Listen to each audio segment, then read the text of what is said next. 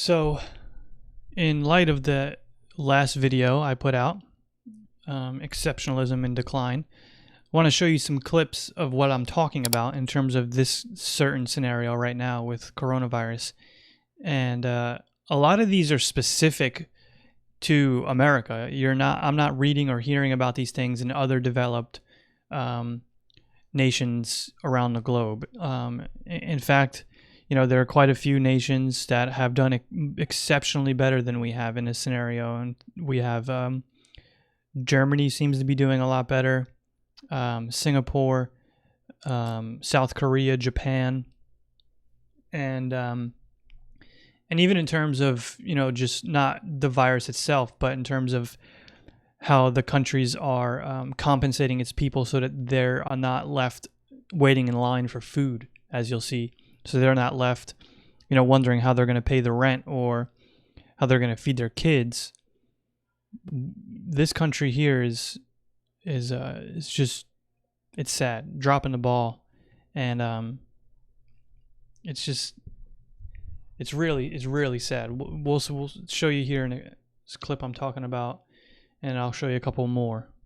But let's look at the first one here. There's one image that can clearly show us how this health crisis has become an economic crisis in this country. It is this right here. The Pittsburgh Gazette captured video of hundreds of cards lining up for the Greater Pittsburgh Food Bank before it opened yesterday. Some waited 5 hours as volunteers distributed emergency supplies to 1,500 families, and then they ran out.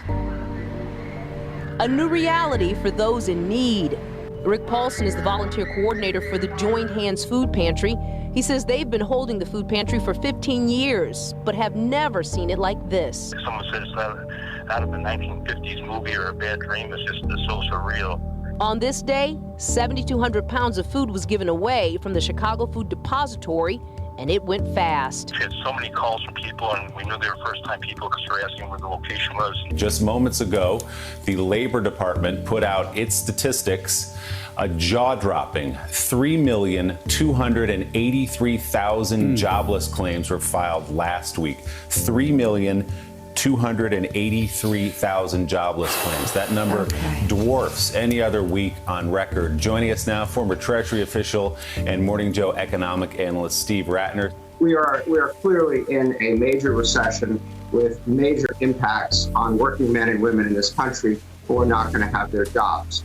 The highest we saw during the Great Recession was 665,000. And this may well only be the beginning. If you looked at this scene in black and white, you would think you're back in the 1920s or 30s during the era of the Great Depression. The line outside the Bowery Mission stretches down that street in that direction, and it comes back in this direction as well. They say that the line is getting longer and longer each day that this coronavirus crisis drags on. This has always been a destination for the city's poor and homeless, but now they're seeing a lot of new faces in the crowd, they say. People who have lost their jobs, people who are not getting paid, people who are here at a food pantry for the first time. Here, they think they have enough food for about a week or so. That number that we've been looking for just crossed, and you'll forgive me if my jaw's on the ground. U.S. weekly jobless claims total 6.6 million versus 3.1 million expected. 6.6 million unemployment claims were made in this country last week. Think of that in human terms, of each individual. Most of them have worked hard and long at their companies. They have pride in their work, and they're gone through no fault of their own. What we've seen through this COVID-19 crisis is that there are so many more people looking for food assistance right now.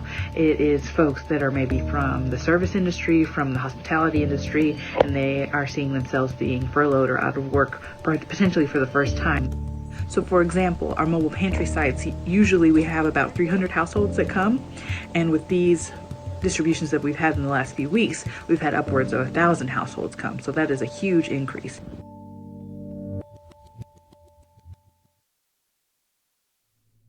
Wow.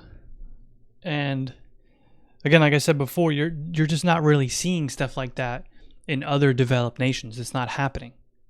It's not happening. And it's crazy the scenario we're in, and a lot of it has to do with us as people, like as Americans, and how we govern and things policies we have in place that have been put in place for decades, and the lack of civic engagement from many of us as citizens. And then, you know, a portion of it obviously has to fall squarely on the shoulders of our leaders.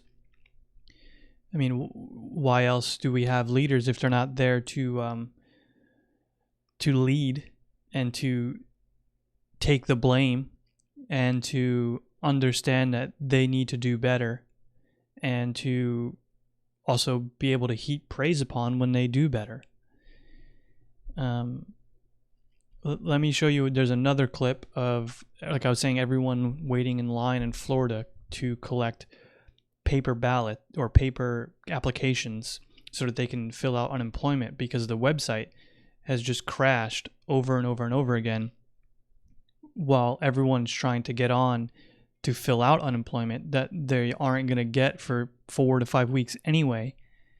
No one did anything to prepare for this.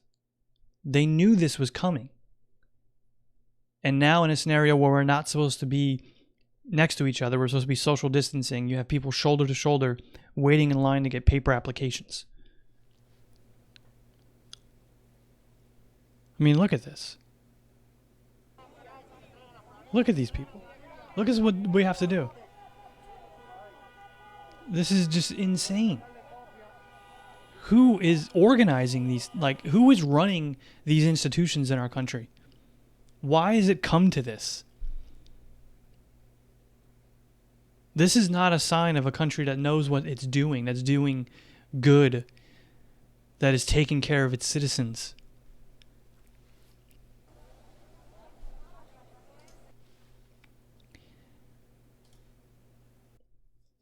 It's pretty frightening. And like I said, it's just not what an exceptional country does.